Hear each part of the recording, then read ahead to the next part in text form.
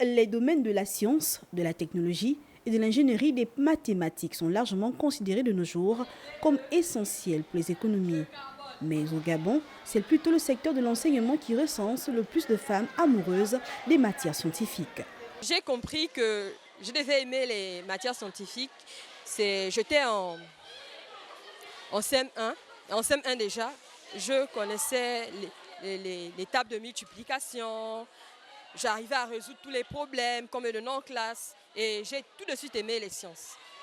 Et encore, quand j'étais en troisième, j'ai un oncle, je peux pas dire j'ai un oncle qui était à l'université. Il était à l'ENS, il voulait être prof de maths.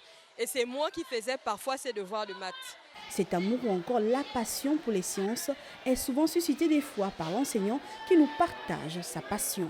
L'amour des sciences est né à partir des enseignements que j'ai reçus à partir de la 4e déjà.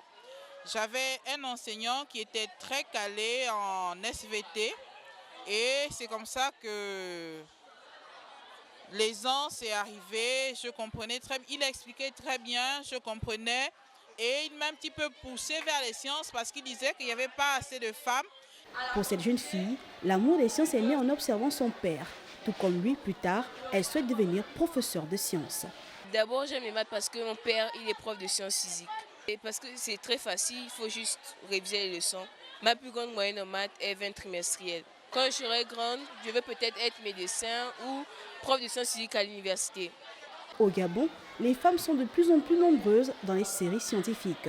De plus, le ministère de l'Éducation nationale a institué depuis plusieurs années le concours intitulé Miss Science afin d'encourager les jeunes filles à embrasser les matières scientifiques.